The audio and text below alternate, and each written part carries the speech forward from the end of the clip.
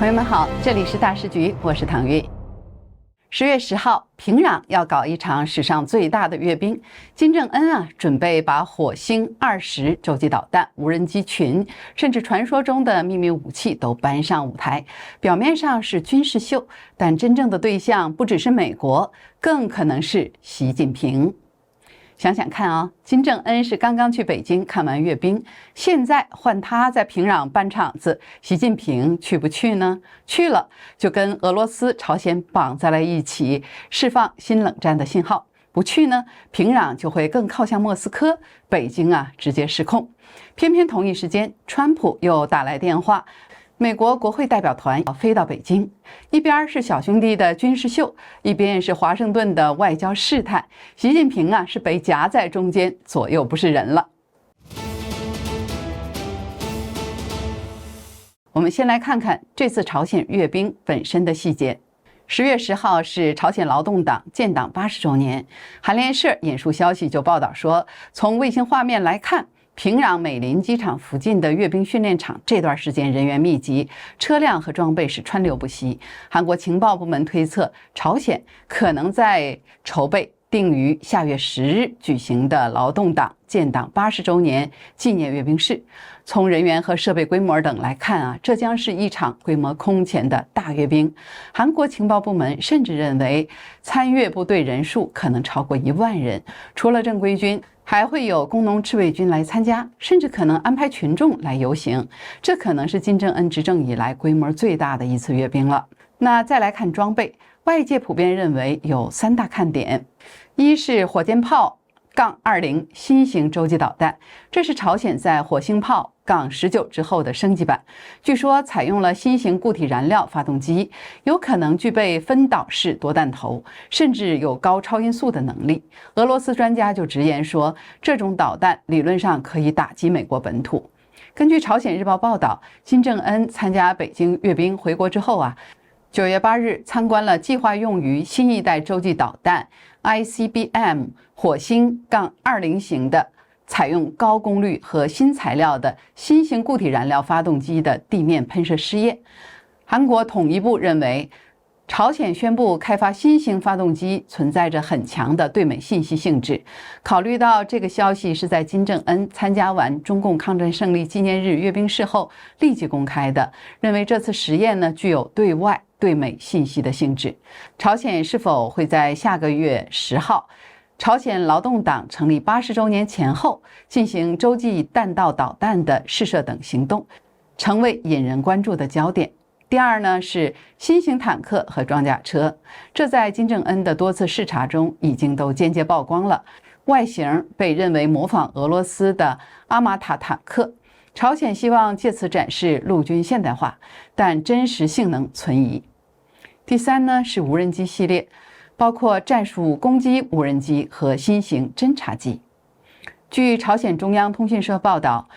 朝鲜国务委员长金正恩18日指导了无人航空技术联合体所属研究所和企业研发生产的无人武器装备性能试验。试验清楚地证明了无人战略侦察机的军事战略价值及其创新性能，金星系列战术无人攻击机的优秀战斗时效性。金正恩对试验结果也表示了极大的满意。金正恩还审批了一个重要的计划文件，它反映有关进一步扩大还有加强无人航空技术联合体技术潜能的组织机构对策方案。除此之外金正恩还放话说，朝鲜拥有秘密武器，俄罗斯方面猜测这可能是一种超音速远程导弹。换句话说，这场阅兵不仅仅是秀肌肉，更像是刻意营造神秘感。那么谁会来看这场表演呢？截止到目前，朝鲜还没有官宣阅兵的消息以及观礼者的名单。不过，根据媒体报道，已经确定出席的有俄罗斯的统俄党主席、俄联邦安全委员会副主席梅德韦杰夫、中共、越南、老挝、蒙古、古巴、尼加拉瓜等国的高层都可能到场。当然了，外界最关注的还是习近平会不会出现。不过，相对于俄方的出席规模，习近平大概率不会出席。总的来看呢，这次阅兵的核心不是军事，而是政治。它既是对美国的恐吓，也是对习近平的绑架。朝鲜靠这样的表演来延续它的专制统治，但真实的困境是经济凋敝、社会封闭，阅兵完全没有办法掩盖这个事实。不过，比起朝鲜啊，这场阅兵对习近平的压力那更直接。朝鲜的大阅兵表面上是在展示军力，实际上却是把习近平推到了一个极为尴尬的位置。大家想一想啊，金正恩刚刚去北京观礼完了中共的阅兵，现在轮到平壤办场子，习近平是去还是不去呢？因为如果习近平去了，等于和俄罗斯、朝鲜再一次站在了一起，中俄朝再次同框，对外释放出朝鲜的新冷战信号，这会让中共在国际上承受更大的压力。那如果他要不去，外界可能会解读为北京对金正恩有所保留，结果就是平壤独自抢尽风头，这可能让金正恩在外交上更加靠向俄罗斯，甚至在导弹试射、核试验上更少顾及北京的态度。长远来看，中共可能无法掌控金正恩的动向。更麻烦的是，就在这个敏感时刻，美国方面也动作不断。川普和习近平刚刚通了电话，随后美国国会跨党派代表团访华，这是2019年以来美国众议院代表团首次访问中国，被形容为破冰之旅。表面看，这似乎是在给中美关系降温，但实际上却是给习近平带来了新的压力，因为双方谈到了台湾问题，美方重申要和平解决，这对习近平来说就是个实打实的风险。一头是金正恩用阅兵逼北京表态，靠得太近，国际上等于与俄朝同框，换来美日韩的加压与更多经贸科技限制，保持距离呢，平壤就可能更靠向莫斯科，并在导弹、核试上更少顾及北京。另一头呢，就是华盛顿，美方在通话与访华中重申了对台海问题的一贯立场，不支持台独，但坚决反对片面改变现状，并强调必须要和平解决。这等于把压力甩回给北京。习近平若想争取中美关系缓和，就得考虑是否在行动上对台湾降压。但一旦收敛，国内民族主义会批评他软弱；若不收敛，美方呢就会加强军政互动，强化支持台湾。那结果就是，不管他怎么做，北京都要付出代价。而这一切发生在中国国内经济下行、金融风险爆发，还有中共军方和政界都遭到持续清洗的时候，习近平需要的明明是稳定与喘息，结果却被金正恩拖进军事秀，又被美国拉去谈判桌，进退两难呢。更具有对比意味的是，当金正恩用阅兵在展示武力时，川普则准备在10月底的 APEC 高峰会上以外交和经济来展现美国的存在感。这是两种完全不同的舞台，一个是专制国家的军事秀，一个是多边合作的经济论坛。对习近平而言，这正是最尴尬的地方。面对朝鲜，他既无法主导，又不得不被动表态；而面对美国呢，他既想在亚太维持影响力，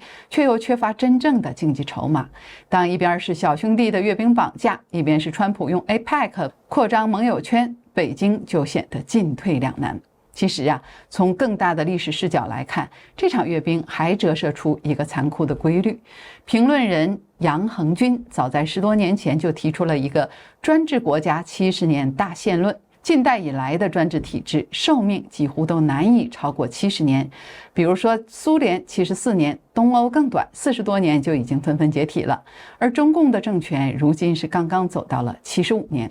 也许有人说，朝鲜早就超过70周年了。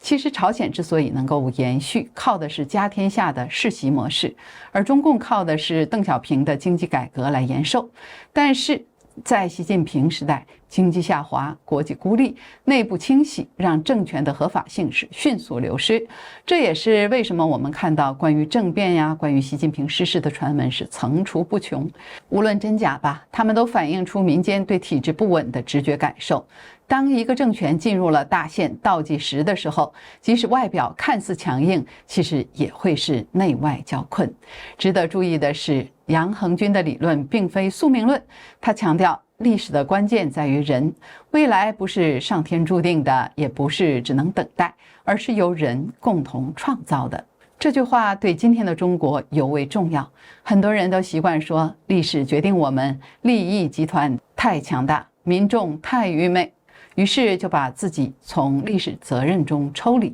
其实呢，历史的推动从来离不开人的选择与行动。苏联的解体，东欧的巨变，正是普通人不再恐惧、敢于追求自由的结果。中国今天同样也站在了岔路口上，要么继续依靠高压维稳走向更黑暗的集权，要么让民众参与决策，开启制度转型。历史不会自动给答案，答案取决于每一个中国人是否愿意承担责任。所以呢，我们看到的不是一个大国领袖的从容，而是一个内外交困中被动挨打的统治者，一个专制政权的领袖。最害怕的其实不是外部压力，而是被看穿后无能为力的真相。金正恩的阅兵，川普的通话，国会代表团的访问，这些拼在一起，就是一张清晰的图表。习近平既没办法拒绝，也没办法掌控，只能在两边的压力中不断消耗。这样的局面还能撑多久？未来东北亚的风暴中心会不会落在北京？朋友们，你们怎么看呢？欢迎您在留言区留下你们的看法。这里是大时局，感谢您的陪伴与思考。请订阅、分享并打开小铃铛，让我们一起在动荡中坚守真相，在黑暗中点燃希望。